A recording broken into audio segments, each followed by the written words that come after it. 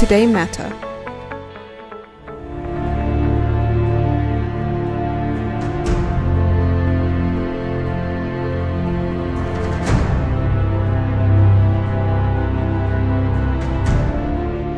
Thank you all for being here, especially those who traveled from far to attend this colloquium. Me and Thula and myself really appreciate that. So, in my paper today, I have sought to provide a critical study of the competing ideological and pragmatic viewpoints which shaped U.S. policy towards Salisbury. The question of the Rhodesian UDI encapsulated many of the key dynamics, global and domestic, shaping foreign policy during the 1960s and 1970s. These determinants included Cold War geopolitics, economic interest, access to critical minerals, domestic race relations, electoral considerations, and the rise of human rights. Presidential actions during the UDI era demonstrate that the relationship between these underlying forces varied according to the respective occupants of the Oval Office, as well as the changing international and domestic backdrop which confronted them. So I've termed this slide the Rhodesia Lobby after the group in Congress, which on Capitol Hill was trying to pass legislation in favor of Rhodesia, but I've used it more generically. The UDI occurred at a key point in U.S. political history. By the mid-1960s, the domestic conservative movement was transitioning from a primarily Sunbelt social movement into a national political driving force. Rhodesia enjoyed considerable support among conservative Americans, especially in the South. A plethora of pro-Rhodesian interest groups sprung up, including most notably the Friends of Rhodesian Independence, which by June 1967 claimed 122 branches with 25,000 members. Many conservative Americans empathized with Ian Smith based on the perception of a mutual desire to throw off the yoke of British colonial rule. This was reinforced by the fact that the UDI Declaration clearly mirrored the US Declaration of Independence. Conservatives also applauded what they saw as the Rhodesian achievements in building a viable economy and Western democracy in the heart of what was considered a wild and primitive continent. These accomplishments were viewed as a Rhodesian version of Manifest Destiny, or the conquest of the American West. The claim that Salisbury was an anti-communist bastion of embattled Western civilization also resonated across America. In the Vietnam era, a time when traditional U.S. allies in Europe, including the United Kingdom, were disappointingly uncooperative, many conservative Americans were angered by U.S. hostility towards Salisbury, especially following the Rhodesian offer of tangible help in Vietnam. Importantly, many conservatives, especially in the South, also sought to limit the pace of racial change both domestically and overseas. Figures such as Senators Jim Eastland and Jesse Helms pressed for Salisbury to be given more time to resolve its racial inequalities without external pressure. It was further argued by supporters of Smith that the black Rhodesians were not sufficiently civilized enough to take on the responsibility of governing a modern democratic nation. As stated by Helms, African tribes in the backbushes of Rhodesia have no knowledge of or appreciation for civilized society. If that absurd position had prevailed in 1776, the American Indians would own and be running America today. Geopolitically, the United States also retained close strategic and economic ties with de facto Rhodesian allies, Portugal and South Africa, as has already been discussed earlier. Portugal was a key member of NATO, while South Africa monitored Soviet activities in the South Atlantic.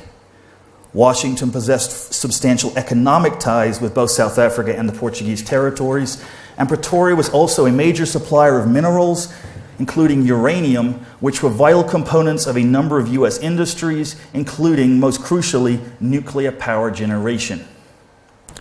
The respective presidential administrations were therefore cognizant of the need to avoid actions against Rhodesia which could damage relations with the broader white redoubt. Rhodesia itself also possessed a range of strategic minerals, notably chrome, that were important to the US on economic and strategic grounds. Prior to UDI, Rhodesian chromium had been a vital component in numerous industries, including electric power generation, chemical manufacturing, and the space program. As US chrome supplies dwindled, access to the mineral wealth supply of Rhodesia became an increasingly important political issue in terms of relations with Salisbury. In contrast, many liberal political figures and religious groupings advocated for a policy of hostility toward Rhodesia. It was pointed out that the UDI was not undertaken to give a suppressed indigenous population the right to govern their own affairs, and instead represented the desire of an entrenched white minority to remain in political control of the nation beyond the end of formal colonial rule. African American civil rights leaders, including Dr. Martin Luther King and Andrew Young, drew a direct parallel between the refusal of the Smith regime to accept majority rule and the struggle against Jim Crow laws in the southern states. In an interview in 1977, Young, then U.S. ambassador to the UN, stated, "I know Ian Smith and John Vorster. I learned about such men at my mother's knee." As the African American vote grew in electoral importance, the occupants of the White House, as well as lawmakers on Capitol Hill, became increasingly cognizant that policies which overtly or even covertly supported white supremacy overseas would antagonize a key sector of the domestic electorate. African American political influence became especially pronounced following the presidential election of 1976, in which Jimmy Carter won 94% of the black vote. In the words of Young, "The hands that picked the cotton finally picked the president."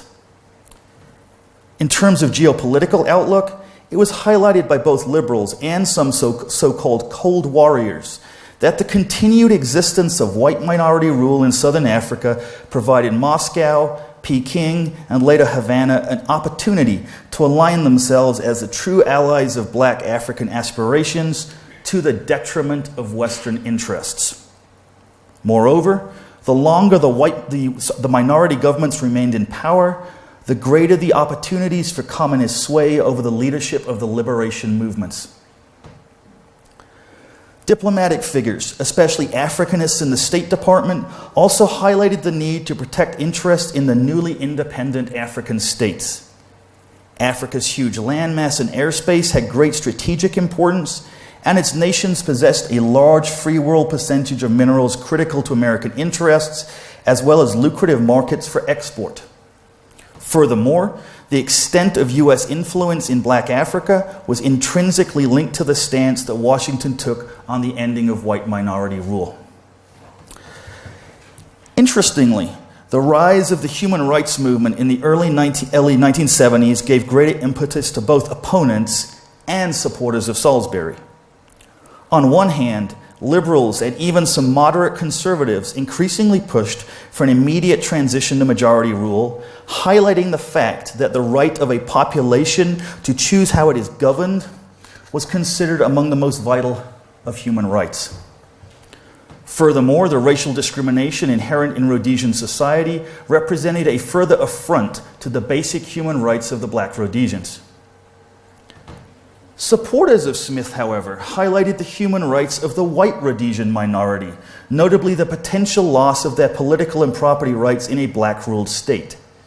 Conservatives also observed the hypocrisy of condemning Rhodesia for its lack of adherence to human rights when, in their view, the vast majority of black-ruled African nations were one-party dictatorships, whether citizens black or white possessed far less political rights and freedoms.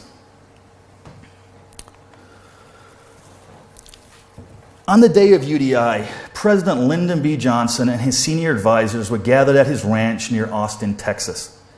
Secretary of State Dean Rusk swiftly declared that the White House deplored the Rhodesian action and the United States would not recognize the rebel regime. On a personal level, Johnson opposed white supremacy and was also aware of the increasing African-American interest in achieving racial justice in Southern Africa. Globally, the Johnson administration wished to support London, a key Cold War ally, and was disquieted by the growth of communist influence in Black Africa. The White House also viewed the continued presence of the White Redoubt as an opportunity for further communist meddling. LBJ was further aware of the need to protect U.S. prestige and interest in the newly independent states. The Johnson administration, however, was eager to avoid extreme actions which could damage relations with Portugal and South Africa, both of whom routinely violated UN sanctions on commerce with Rhodesia. Washington wished to avoid precipitating an economic and even military confrontation with Lisbon or Pretoria, which could only be to the detriment of broader Western geopolitical goals. Domestically, the White House was aware that Ian Smith enjoyed considerable support among the American public at the grassroots level and on Capitol Hill, including significantly among conservative-leaning Democrats. LBJ, therefore, had grave concerns that overtly hostile actions against Salisbury could not only inflame political and social tensions in the U.S. itself, but also endanger his domestic legislative agenda. Following UDI, the White House undertook a series of punitive measures, including bilateral sanctions, which paralleled British actions. Washington also supported the imposition of selective UN sanctions in 1966 and further comprehensive sanctions in 1968. LBJ, though, was not prepared to support more radical actions, including the use of Chapter 7 of the UN Charter, as this could potentially include the use of force. Johnson also opposed broader sanctions against South Africa for its violation of sanctions on Rhodesia. The White House clearly adopted a strategy of measured hostility. On the one hand, public opposition towards Salisbury combined with limited actions in order to demonstrate American hostility, but the avoidance of any strong measures that could derail relations with Lisbon and especially Pretoria or threaten Johnson's domestic objectives.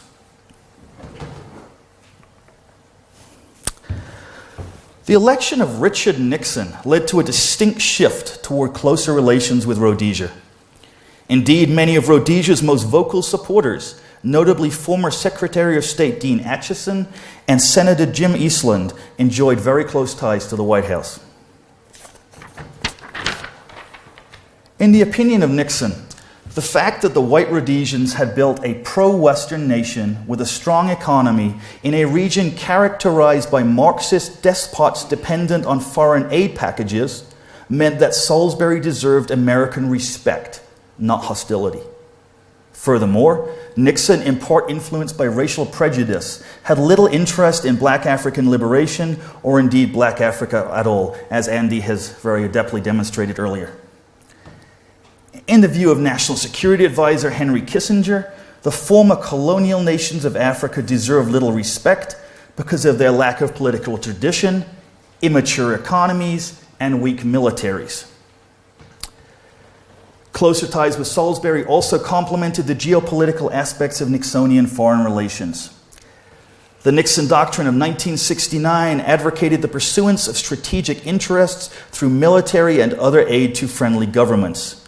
These governments could include unpalatable regimes, provided they had distinctly anti-communist credentials. Nixon's approach to white minority rule in Southern Africa also mirrored his domestic Southern strategy. In his campaign for the presidency, Nixon won over white voters in the Southern states, traditionally a stronghold for the Democratic Party, by assuring conservatives he would slow federal enforcement of civil rights laws and thus the pace of racial change. In both the United States and Southern Africa, Nixon criticized racism in public, yet opposed actions leading to meaningful change. The White House was also concerned over access to chrome. U.S. adherence to UN sanctions had led to a growing dependence on chrome ore from the Soviet Union, which was criticized on both strategic and economic grounds, as Soviet chrome was more expensive and of poorer quality. An irony of the situation not lost on Nixon was that Moscow covertly purchased high-quality Rhodesian chrome at low-cost due to UN sanctions, then subsequently sold inferior quality Soviet chrome to American companies at inflated prices. On January 28, 1970, Nixon ordered National Security Decision Memorandum 38. This included a policy of closer ties with the white-ruled states in Southern Africa. In the words of Nixon, the United States must analyze where our national interest lies and not worry too much about other people's domestic policies. In the case of chrome, Nixon was quite prepared to openly defy both London and the UN. In August 1970, Nixon approved a hardship exemption allowing Union Carbide Corporation to import 150,000 tons of Rhodesian chrome ore. In November 1971, Nixon signed the Military Procurement Act into law. A controversial clause known as the Byrd Amendment allowed chrome imports from Free World Rhodesia if the United States was importing chrome from the Communist Soviet Union. While it was a congressional decision, as publicly highlighted by the White House, in private Nixon told Kissinger, "I am for the Byrd Amendment. We want to buy that goddamn chrome." Indeed, Nixon was so infuriated by UN criticism that he actually threatened to cut off financial support to the international organization. The White House was also satisfied with the abortive Hume-Smith Agreement of November 1971 between Salisbury and London over a return to legality. Nixon offered no criticism of the fact that it would potentially preserve white power and was delighted that it would allow the United States to resume control of $56 million of investments, allow the legal importation of chrome, and strategically provide overflight and landing rights.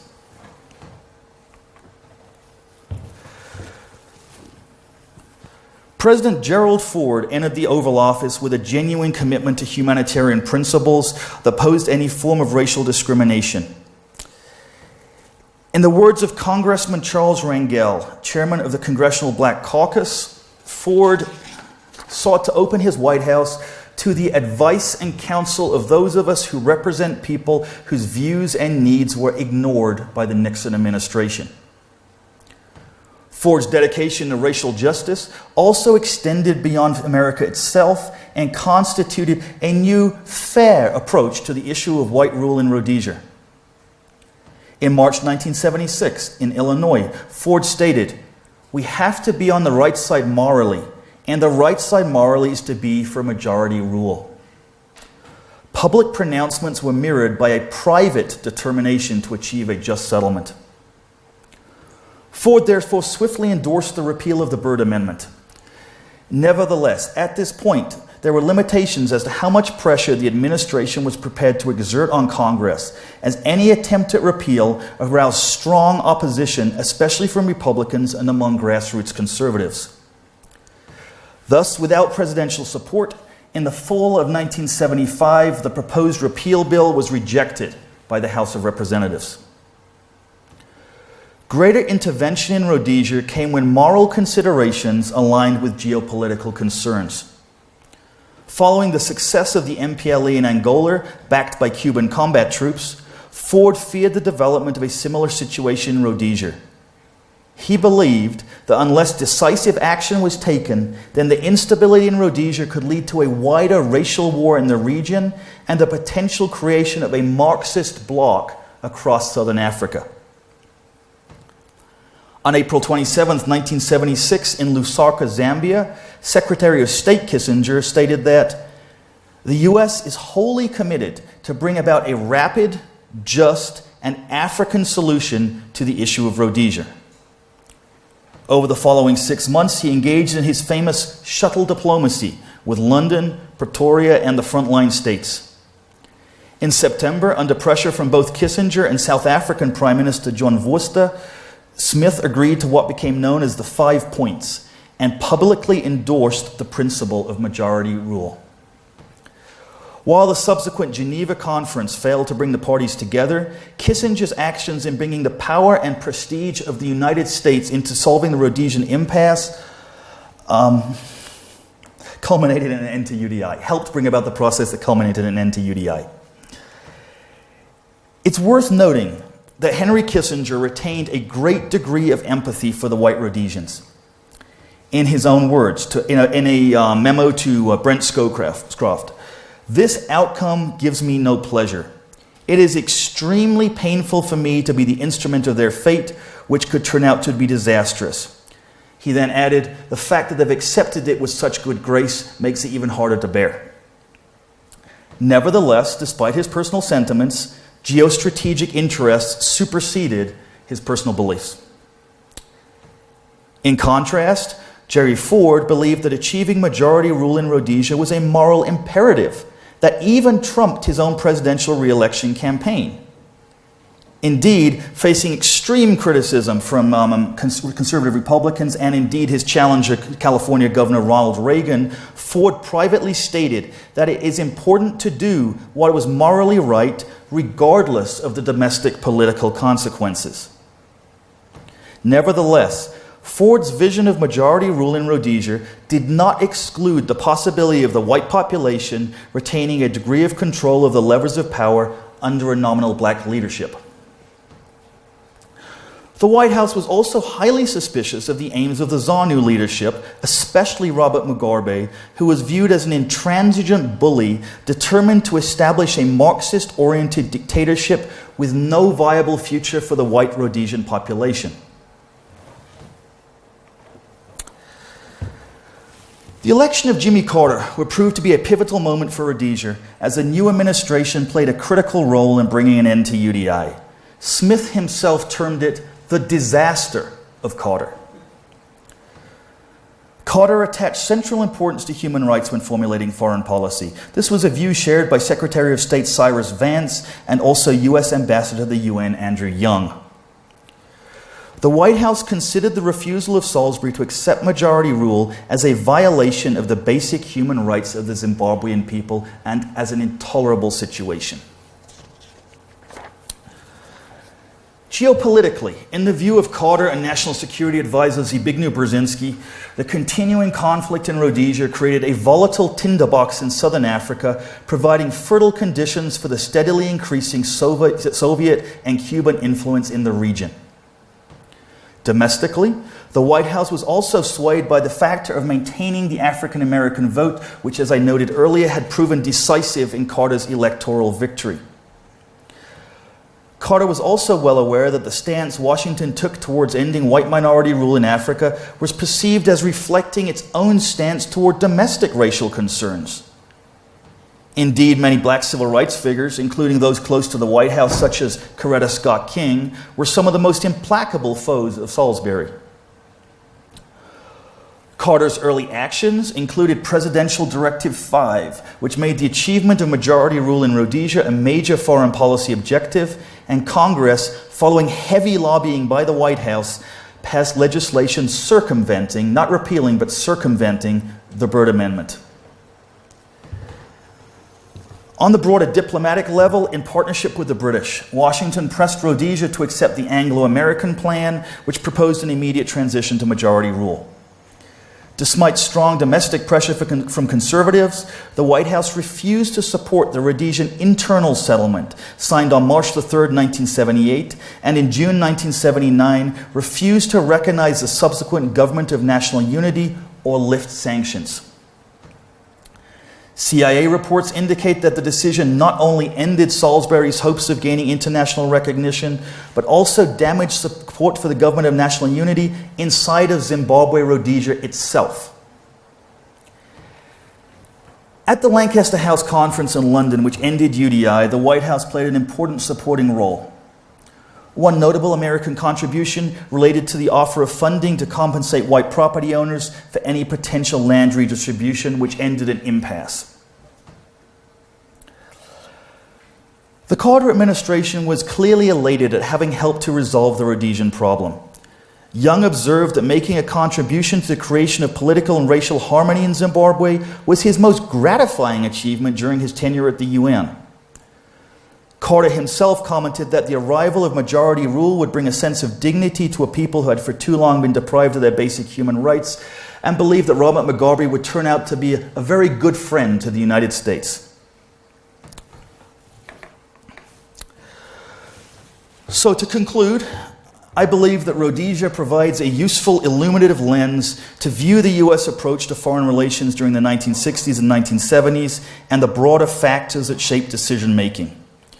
These international and domestic dynamics often competed and jockeyed for supremacy, but at times intersected with each other to achieve mutually compatible goals. The various presidential administrations, however, differed greatly in how they prioritized and sought to manage the confluence of those determinants. Furthermore, using the case of Rhodesia exposes the interaction between pragmatism and morality in formulating foreign policy during the UDI era, as well as the competing visions of what constituted a pragmatic or moral approach.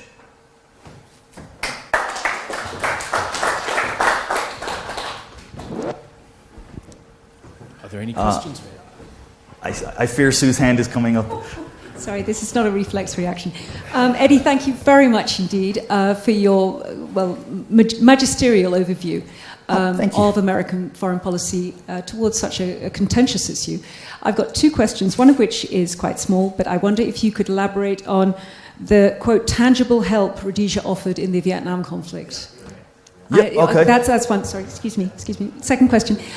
You bring things to an abrupt close at the Lancaster House discussions, which of course ended in December of 1979. What of the period of the election going up to March of 1980? I was limited in my time. I'm happy to talk about that. But I think that if you're going to move this forward in moving to an article, it'd be very valuable to add detail about whether there was an American deliberate decision to take a back seat, any reconfiguration around the election outcome, and then, of course, Thatcher's approach to Carter in the early April saying, can we come up with more money to support the transition to a peacetime government? So that's what I would just say. Well, Sue, first of all, you give me a wonderful opportunity to publicize my book, which does indeed cover that particular part in the Carter chapter. So the White House and White Africa, it's now available on Amazon to pre-order it. So I'm happy to sign any copies you may order in the next couple of days. Thank you for that, Sue. And yes, and I will, in the paper, I will also cover that too, perhaps just a paragraph or two. But it is important. I agree with you completely. Secondly, Rhodesian tangible help. I believe, and again, I could be corrected on this, I believe March or April 1966, Robert Wyckoff, I believe is his name, who was the chairman of the Friends of Rhodesia in Orange County, California, he read a personal message from Ian Smith to the American people, where Smith offered tangible help in Vietnam. Didn't clarify what tangible help was, but he offered tangible help. And Wyckoff then repeated this at a second meeting, I believe a few days later on. This came to the attention of the State Department, who were unsure how to respond because there were no formal diplomatic relations, so they did the easiest thing and just forgot all about it.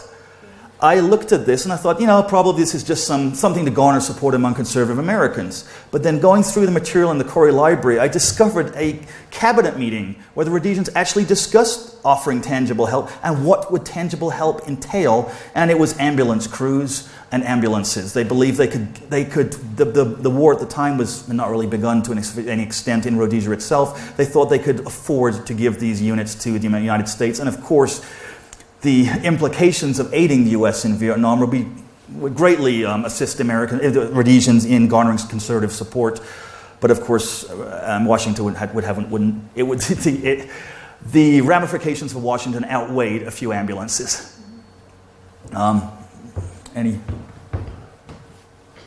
Thanks very much, Andy. It was a really interesting overview. I guess I've got one question and one comment, and I'm presuming you cover it in a lot more detail in your book. The question. Oh, thanks for publicizing my book again. I appreciate that. No, the question is something that you didn't, I suppose, deal with as much. Is how would you characterize the kind of continuity and change in the United States approach to Southern Africa in general, but Rhodesia in particular, at the UN? How would you characterize the change from Arthur Goldberg all the way out down to Don McHenry? And then the comment is more of a predictable one in that I'd be careful in the final bit where you said that Carter's decision not to back the internal settlement leads directly to Lancaster House. I think it's an important factor in it, but I'd stress the importance as well of Peter Carrington's innovative diplomatic negotiation at Lancaster House of keeping negotiations open, and also Sonny Rampol's Commonwealth initiative at the same time. I definitely prioritise those two as equal in the same way, but I'll give it to someone else now. Well, let me just briefly respond. Let me take your second point first. Absolutely. I mean, absolutely. And also, I believe, and please, I mean, the British historians in the room, correct me if I'm wrong, but I understand that Nigeria threatened to nationalize BP. I mean, certainly Commonwealth pressure was massive. I mean, I would not suggest that America alone, the decision of Jimmy Carter alone, directly led to Lancaster House. Certainly, there was an escalating Bush war. I think the sanctions were beginning to bite more than they had been previously. But certainly Smith himself, from the Rhodesian perspective, it was enormously detrimental, the fact that Carter did not recognize the internal settlement, and especially the government of national unity. I mean, Smith is on the record as saying, look, if the Americans don't get on side, then all hope is gone. So I think that it was a key factor, but certainly not the only factor, Todd. You're absolutely quite correct. In terms of the U.S.-UN,